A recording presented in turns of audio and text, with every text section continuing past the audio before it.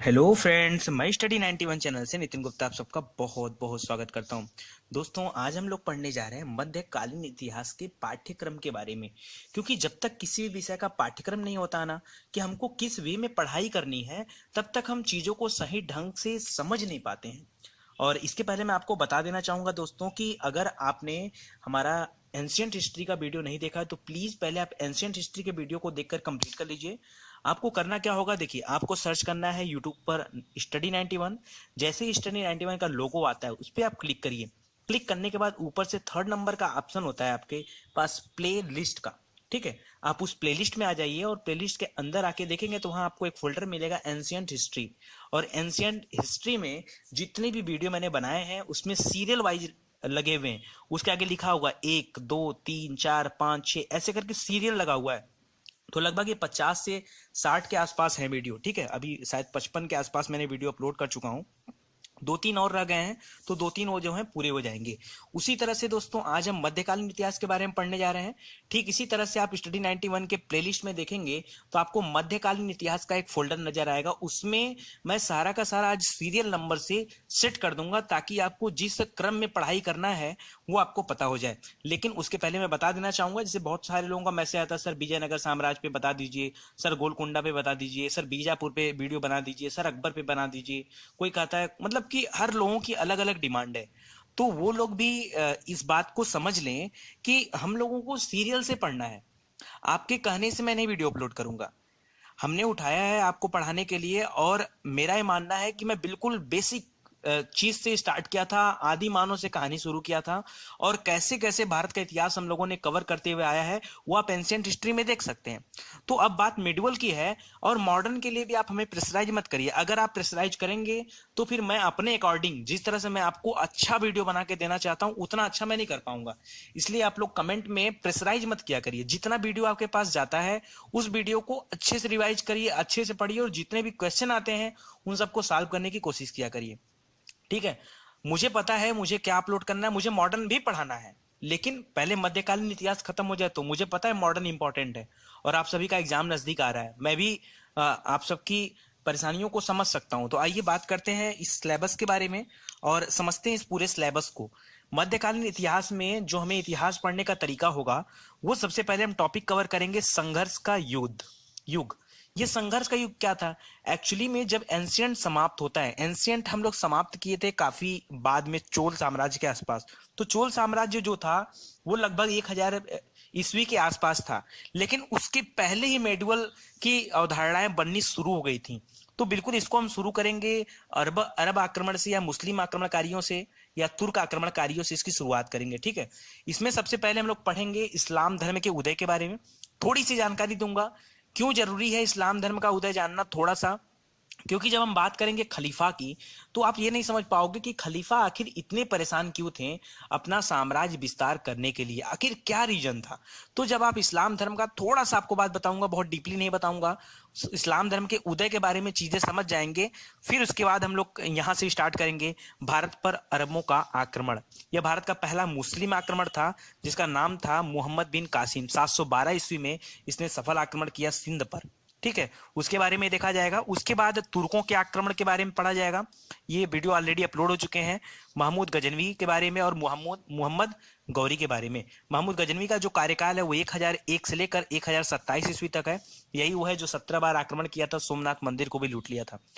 मोहम्मद गौरी के बारे में इसके बाद हम लोग पढ़ेंगे। 1175 से लेकर के 1206 तक मोहम्मद गौरी था। मोहम्मद गौरी के मृत्यु के बाद खोखरो जनजाति ने इसकी हत्या कर दिया था। उसकी मृत्यु के बाद इसके जो गुलाम थे उन्होंने आगे का राज्यपाट संभाला, और यहाँ पे स्थापना होती है दिल्ली सल्तनत की। ठीक है, यहाँ से शुरू होता है दिल्ली सल्तनत का सिलसिला। क्योंकि इसके पहले गजनवी और गौरी क्या थे, उनका जो उद्देश्य था वो भारत में शासन करना नहीं था, बेसिकली वो लूटपाट करने की दृष्टि से आए थे। स्पेशली गजनवी तो एकदम आया था, गौरी भी लूटपाट दृष्टि से आया था, लेकिन बाद में उसने अपने उद्देश्य को बदल लिया और यहाँ शासन स्थापित करने की उसने सोच बनाई। लेकिन उसके बाद ही उसकी मृत्यु हो जाती है, और आगे का जो हिसाब किताब है वो देखने लगते हैं उसके गुलाम। तो इसके बाद स्थापना होती गुलाम वंश की, इसीलिए नाम पड़ा गुलाम वंश। 1206 से लेकर के 1526 ईस्वी तक पूरा का पूरा गुलाम वंश चलेगा। देखिए कितने बड़े लंबे समय तक चला है। 1206 से शुरू होगा और 1500, 12 3 15 लगभग 325 साल, 325 26 साल या 320 साल सीधा सीधा पकड़ लें तो 320 सालों तक दिल्ली सल्तनत चला है। यहाँ पे कुल 5 वंश चले हैं, एक गुलाम वंश है, कुल 11 शासक हैं यहाँ पे। और गुलाम वंश के बारे में डिटेल से मैंने वीडियो अपलोड कर चुका हूँ, आप लोग देख सकते हैं। खिलजी वंश यहाँ पे 5 शासक हैं, इसका भी वीडियो अपलोड हो चुका है। तुगलक वंश यहाँ पे 9 शासक हैं, इसका भी वीडियो अपलोड हो चुका है। एक चैप्टर बचा हुआ है फिरोज शाह तुगलक, वो आज ही अपलोड हो जाएगा, ठीक है। तो एक दिन में अपलोड, 1-2 दिन के अंदर अपलोड हो जाएगा। तो ये 3 टॉपिक मैंने अपलोड कर चुका हूँ। इसके आगे आपको देखना है। अच्छा, इनका टाइम पीरियड क्या था? गुलाम वंश जो था वो चला था 1206 से लेकर 1290 तक। इसके बाद 1290 से 1320 तक खिलजी वंश, 1320 से 1414 तक तुगलक वंश, और सैयद वंश जो चला था ये चला था 1414 से 1451 तक। कुल 4 शासक हैं इसमें, ठीक है। खिज्र खां इसकी स्थापना करता है। और लोदी वंश, लोदी वंश में बहलोल लोदी, इब्राहिम लोदी, सिकंदर लोदी और इब्राहिम लोदी, सिकंदर सेकेंड है, ठीक है। उसके बारे में पढ़ेंगे, कुल 3 शासकों के बारे में। 1451 से 1526 तक इब्राहिम लोदी के साथ पानीपत का प्रथम युद्ध होता है। पानीपत, सही है ना? पानीपत का प्रथम युद्ध बाबर लड़ता है, और इसके बाद जो है हिसाब किताब बदल जाता है। दिल्ली फंदत का अंत होता है यहीं पर, और मुगल साम्राज्य की शुरुआत होती है। लेकिन उसके पहले हम लोग थोड़ा सा और टॉपिक कंप्लीट करेंगे। इस पूरे के पूरे दिल्ली फंदत में पूरी की पूरी प्रशासनिक स्थिति को एक बार फिर से देखेंगे, आर्थिक स्थिति, सांस्कृतिक स्थिति और सामाजिक स्थिति के बारे में चर्चा करेंगे, ताकि हमें ये पता चल जाए कि शुरू के दिनों में, ठीक है, जब ये दिल्ली सल्तनत पे ये 5 वंशों का टाइम समाप्त होता है, पतन होता है इनका। इसके बाद जब मुगल आता है, तो मुगल के आने के पहले भारत की कंडीशन कैसी थी, एक बार उस पर हम लोग अपनी नजर दौड़ाएंगे। और फिर इसके बाद जब भारत की कंडीशन दोबारा कब देखेंगे, जब मुगल वंश, यानी मुगल वंश में औरंगजेब तक कंप्लीट कर लेंगे, उसके आगे उत्तरवर्ती मुगल शासक है, तो एक बार फिर से भारत की स्थिति को हम लोग देखेंगे। तो ये बड़ा इंपॉर्टेंट टॉपिक होता है, प्रशासनिक, आर्थिक, सांस्कृतिक और सामाजिक स्थिति, क्योंकि इससे बहुत सारी जानकारी हमें मिलती है, ठीक है। इतना कवर करने के बाद हम लोग डायरेक्ट मुगल पे ना जा करके मुगल वाले टॉपिक को थोड़ा सा रोकेंगे और पहले शुरू करेंगे भक्ति आंदोलन, ठीक है, सूफी और भक्ति आंदोलन। क्योंकि सूफी संतों के आने की भारत में जो सिलसिला रहा वो मोहम्मद गजनवी और गौरी के शासनकाल में शुरू हो चुका था, ठीक है। तो क्योंकि अब हम पहुंच चुके हैं 1526 ईस्वी के आसपास, और अभी हमने पीछे का छोड़ चुका हूं, सूफी भक्ति पे कोई चर्चा नहीं हुई है। तो पिछले 500 सालों में सूफी और भक्ति आंदोलन में क्या परिवर्तन हुआ, कौन कौन आया, कौन कौन गए, बहुत सारे लोगों के बारे में हमको पढ़ना रहेगा। तो कई सारे आंदोलन चले हैं, जैसे सूफी आंदोलन है, चिश्ती सिलसिला है, सोहरावर्दी सिलसिला है, सत्तारी सिलसिला है, कादरी सिलसिला है, नक्शबंदी सिलसिला है, फिरदौसिया सिलसिला है। इस तरह के तमाम सिलसिला या तमाम छोटे छोटे आंदोलन, या आप कह सकते हैं छोटे छोटे ये सूफी मत थे जो अनेक लोगों के द्वारा प्रस्तुत किए गए। तो हमको इन सूफी आंदोलनों के बारे में डिटेल से पूरी चर्चा करेंगे। बहुत सारे दरगाह के बारे में देखेंगे, बहुत सारे पर्यटन स्थल के बारे में समझेंगे, और ये भी देखेंगे कि आखिर इनका विचार क्या था, ठीक है, किस बात को लेकर ये भारत में आए थे और क्या चाहते थे। इसके बाद ही हमारा थोड़ा सा पढ़ने का वे और बड़ा होगा, और हम पढ़ेंगे भक्ति आंदोलन के बारे में।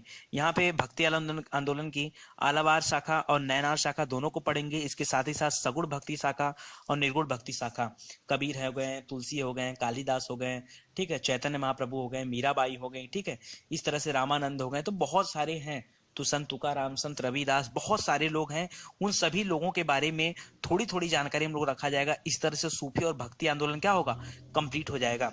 दोस्तों फिर से यहाँ एक चीजें और मैं आपको बता दूं कि जब हम लोग पढ़ेंगे कौन सा, जब ये पतन होता है, मतलब दिल्ली सल्तनत पर 5 वंशों का जब समाप्ति होता है, आखिरी में लोधी वंश हटता है, तो उसके पहले ही छोटे छोटे जो है राजवंश उभर चुके होते हैं। 14वीं से लेकर 16वीं शताब्दी तक छोटे छोटे कई सारे प्रांत अपनी स्वतंत्रता की घोषणा कर देते हैं मुगल के आने से पहले, ठीक है। तो कौन कौन से राज्य हैं जो मुगल के अस्तित्व में आने से पहले ही, ठीक है, वो अपने आप को स्वतंत्र घोषित कर चुके हैं, उनके बारे में भी जानना जरूरी है।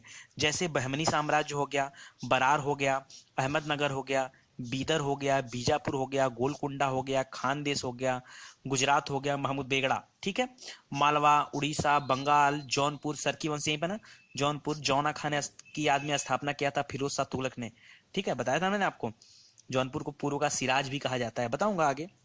मारवाड़ हो गया, कश्मीर हो गया, ये इन सारे के सारे प्रांतों ने अपनी स्वतंत्रता घोषित कर दिए थे लोग। तो उसके बाद जो है मुगल आएंगे तो उनके मुगलों के पहले हमको ये चीजें पढ़ लेनी है। साथ ही साथ देखिए तब आपका आएगा नगर साम्राज्य, हरिहर बुक्का, ठीक है, विजयनगर साम्राज्य। तो आप लोग पहले से मत परेशान होइए, अगर हम सीरियल बाय सीरियल कवर करेंगे तो चीजें और बेहतर होंगी।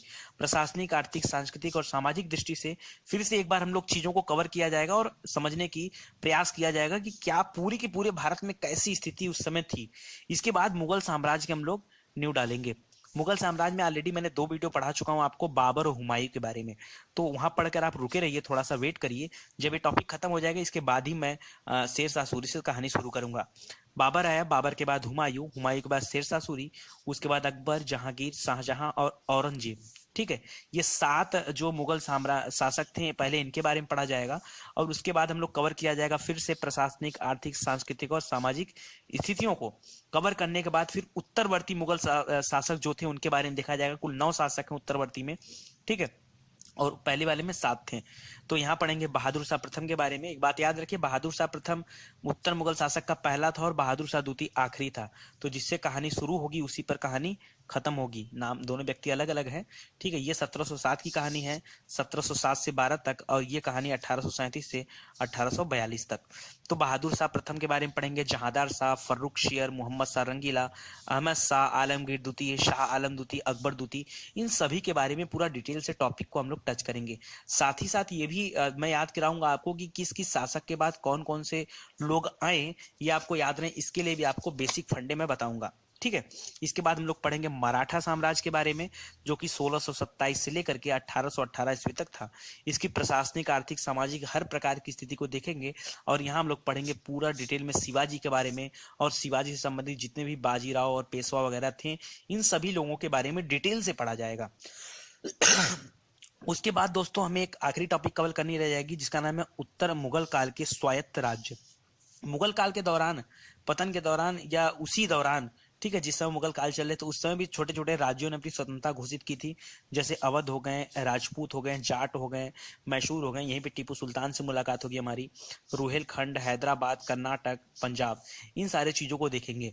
इसके पहले ही दोस्तों जब मैं अकबर पढ़ाऊंगा तो उसमें जैसे राणा प्रताप जी छूटे हैं तो उनके बारे में भी डिटेल से बातें किया जाएगा। तो जो जो भी फेमस लड़ाइयाँ हुई हैं, और पढ़ाने का तरीका आपको मेरा पता ही है, तो उसमें बहुत डिटेल में अभी बात करने की जरूरत नहीं। जब मैं पढ़ाऊंगा तो आपको पता है कि मेरा सिस्टम कैसा होगा।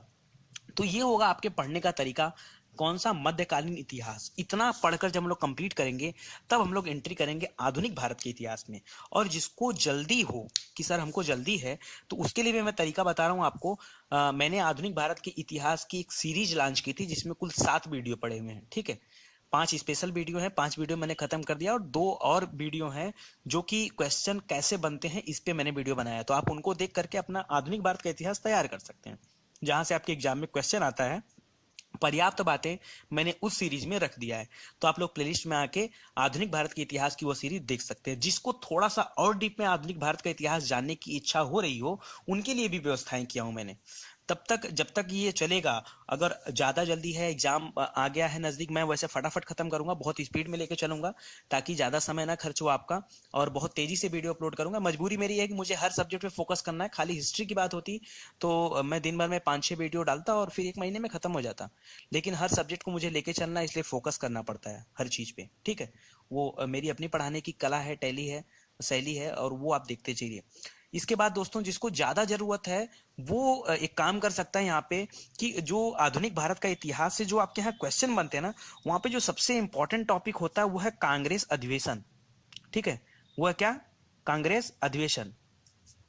तो दोस्तों जितने भी कांग्रेस अधिवेशन हुए हैं, ठीक है, कांग्रेस की स्थापना हुआ 1885 में, ठीक है। 1885 से लेके जितने भी अधिवेशन हुए हमारी आजादी तक, 1947 तक, सब तो आपको नहीं पढ़ना है, लेकिन जितना इसमें विशेष है, इंपॉर्टेंट है, वो आपको जानना जरूरी है, ठीक है। क्योंकि इसी कांग्रेस अधिवेशन में भारत को कैसे संभाला जाए, भारत में कैसे सुधार किया जाए, इन सारी नीतियों को लाया जाता था। और जो भारत के बड़े बड़े नेता थे वो आके कहीं ना कहीं इस कांग्रेस अधिवेशन में आके मिल जाते थे, क्योंकि यह एक प्लेटफॉर्म था देश को रिकवर करने का, सुधार करने का, रिफॉर्म करने का, ठीक है। तो जिसको थोड़ा सा डीपली पढ़ना है कि नहीं, हम सर आधुनिक भारत का इतिहास जल्दी से पढ़ना चाहते हैं, तो मैंने कांग्रेस अधिवेशन का पूरा वीडियो अपलोड कर चुका हूं। मैं पूरा वीडियो, जितने कांग्रेस अधिवेशन थे आपके पढ़ने लायक, जो जरूरी है वो आपके लिए मैंने अपलोड कर चुका हूं, तो आप वहां से देख करके पूरे के पूरे कांग्रेस अधिवेशन में बहुत सारी बातें सीख सकते हैं। इसके अलावा आपको पढ़ना पड़ेगा वायसराय के बारे में। वायसराय का मतलब खाली वायसराय से नहीं, वायसराय का मतलब गवर्नर से लेकर, गवर्नर जनरल से लेकर, भारत के गवर्नर जनरल से लेकर भारत के वायसराय तक की बातें हैं। तो पूरा का पूरा मैंने इसका भी वीडियो आपको बना के दे चुका हूं। 1773, ठीक है, 1773 से कहानी लेकर के लास्ट तक 1947 तक, ठीक है, 1947 तक की पूरी वायसराय की जो लिस्ट है, एक एक लोगों के बारे में डिटेल से कि कौन कौन ने क्या क्या काम किया, इस बारे में मैं वीडियो अपलोड कर चुका हूं। पूरा फुल वीडियो है, उसमें कोई काट छाट नहीं है, और उससे ज्यादा मुझे नहीं लगता कि आपको और चाहिए, क्योंकि वो अपने आप में एकदम चरम है, एकदम ऊपर है, मैक्सिमम लेवल है। तो आप इन दो टॉपिक को पढ़ सकते हो। जिसको थोड़ा सा और चाहिए कि नहीं सर थोड़ा सा आधुनिक इतिहास में कुछ और मसाला मिल जाता तो मुझे और अच्छा लगता, तो उसके लिए और भी मसाला मैं बना के रखा हूँ। मसाले में है कि मैंने एक वीडियो और बनाया है। वो वीडियो ऐसे कॉपी पे नहीं, वो वीडियो मैंने स्लाइड शो में बनाया है, और उसमें बनाया है भारत के प्रसिद्ध व्यक्ति के बारे में, भारत के प्रसिद्ध व्यक्तियों के बारे में। और इसमें मैंने कहानी शुरू की है राजा राम मोहन राय से।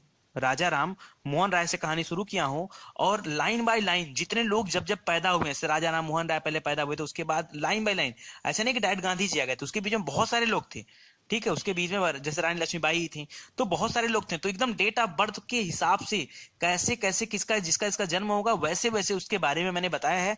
लगभग 4 पार्ट है, और हर पार्ट में मैंने 10 लोगों के बारे में बताया है। तो 40 लोगों के बारे में जानकारी आपको खड़े खड़े कहां से मिल जाएगा, इस वाले पार्ट से मिल जाएगा। तो और इसके अलावा मैंने आपको बताया कि 5 पार्ट ऑलरेडी मैंने बना के रखा हूं आधुनिकवाद का, आप प्लेलिस्ट में उसको पढ़ सकते हैं। 2 स्पेशल पार्ट भी वहां अवेलेबल है, आप उसको भी देख सकते हैं। मुझे लगता है कि इतनी चीजें आपके छोटे एग्जाम के लिए पर्याप्त हैं। और अगर आप समीक्षा अधिकारी या पीसीएस जैसे बड़े एग्जाम की तैयारी कर रहे हैं, तो प्लीज आप प्रेशर में मत आइए। जितनी चीजें मैं आपको डेली देता जा रहा हूं वो चीजें आप पढ़ते चलिए, ठीक है। दोस्तों एक बात और मैं कहना चाहूंगा, मैं कोई भी चीज पढ़ाता हूं ना, तो आप सीरियसली उसको लिया करिए। कोई चीजें मजाक नहीं होती हैं। अगर आप ये सोचते हो कि नहीं आपके लिए इंपॉर्टेंट नहीं, जहां आपने गुणा गणित किया वहां समझ लो आप अपने भविष्य के साथ खिलवाड़ करना चालू कर दियो। तो आप अपनी गुणा गणित अपने पास रखिए। जितनी चीजें दी जाती हैं उसको कम से कम एक बार तो देख ही लिया करिए, कम से कम एक बार देख लिया करिए। मेरे प्लेलिस्ट में एक और चीज मैंने वहां बना के रखा हूं, शायद आप लोग नहीं देखते हो उसको, उसका नाम है ब्रह्मास्त्र सीरीज, ठीक है, ब्रह्मास्त्र सीरीज। ये ब्रह्मास्त्र खाली नाम से ब्रह्मास्त्र नहीं है, इसके अंदर बहुत सारे वीडियो हैं, लगभग 50+ वीडियो यहाँ पे हैं, आपको मिलेंगे, जो आपके हर एक वनडे एग्जाम हो, चाहे वो पीसीएस का एग्जाम हो, चाहे वो समीक्षा अधिकारी हो, हर एग्जाम के कैप्सूल हैं इसमें भरे, पूरे के पूरे कैप्सूल भर के रखा हूं। जैसे आपके एग्जाम में क्वेश्चन आती है, पूछ दिया आपसे कि बताइए कि गन्ना अनुसंधान केंद्र कहाँ पे है, गन्ना अनुसंधान केंद्र, तो वहां पे आपको पता होना चाहिए, ठीक है ना, गन्ना अनुसंधान केंद्र कहाँ पे, या चीनी अनुसंधान केंद्र उत्तर प्रदेश में कहाँ पे। इस तरह से अगर क्वेश्चन आते हैं तो आपका जवाब होगा गन्ना अनुसंधान केंद्र लखनऊ में, चीनी अनुसंधान केंद्र जो है कानपुर में है। तो ये आपको पता होना चाहिए। ये मैंने डायरेक्ट लाइन बाय लाइन नहीं पढ़ाया हूं, ये मैंने पूरा ट्रिक बताया उसमें आपको कि कैसे आप याद रखोगे। जैसे आपसे पूछ दिया जलधारा के बारे में, तो पूछ दिया आपसे कि क्यूरेसियो जलधारा कैसी है, गर्म जलधारा है ठंडी जलधारा है, तो गर्म जल जा रहा है, मैं बता रहा हूं, आपको नहीं याद होगा। तो अगर नहीं याद है तो आप देखिए जाके वीडियो, चीजें याद हो जाएंगी आपको। जितने भी प्रकार के नृत्य हैं, लोक नृत्य हैं, जितने भी कृषि क्रांतियां हुई हैं, उन ऐसे करके मैंने लगभग जितने भी टॉपिक हैं, जितने मंदिर हैं, जितने भी सांस्कृतिक विरासत के स्थल हैं, जो भी महीने के दिवस हैं, बहुत सारी चीजों को मैंने वहां डाल के रखा हूं इस ब्रह्मास्त्र सीरीज में। और ये वाकई में ब्रह्मास्त्र है। अगर इसको जिस लड़के ने पढ़ लिया, पूरा का पूरा वीडियो जान लो, उसको बहुत सारी चीजें तैयार हो जाएंगी। यहाँ पे मैपिंग पड़ा हुआ है, यहाँ पे ज्वालामुखी पड़ा हुआ है, यहाँ पे पठार पड़े हुए हैं, यहाँ पे नदियों के बारे में बताया गया है।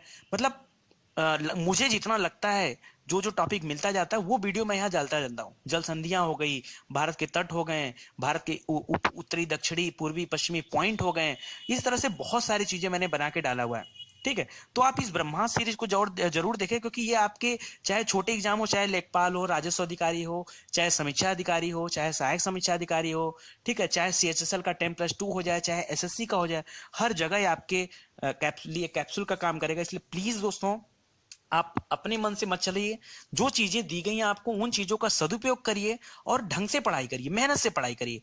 ईमानदारी से पढ़ाई करेंगे तो आप अपने लिए ईमानदार रहेंगे, हमारे लिए नहीं ईमानदार रहेंगे। अगर आप पढ़ोगे तो हमको क्या दे दोगे भाई, हमको कुछ नहीं दोगे। आप पढ़ ले रहे हो, मेरी मुलाकात आपसे होगी, आपकी मुलाकात हमसे हो गई है, आप भी धन्य हो गए, हम भी धन्य हो गए हैं, ठीक है। मेरी दुनिया आपसे है और आपकी दुनिया मुझसे है, तो दोनों चीजें हैं। इसलिए अगर हम दोनों लोग एक साथ कॉपरेट करके चलेंगे, और अगर आपको इतनी अच्छी अच्छी चीजें जुटा के मैं दे रहा हूं, तो आप उन चीजों को पढ़ो। ठीक है, चलिए बहुत बहुत धन्यवाद आपका। Thank you so much.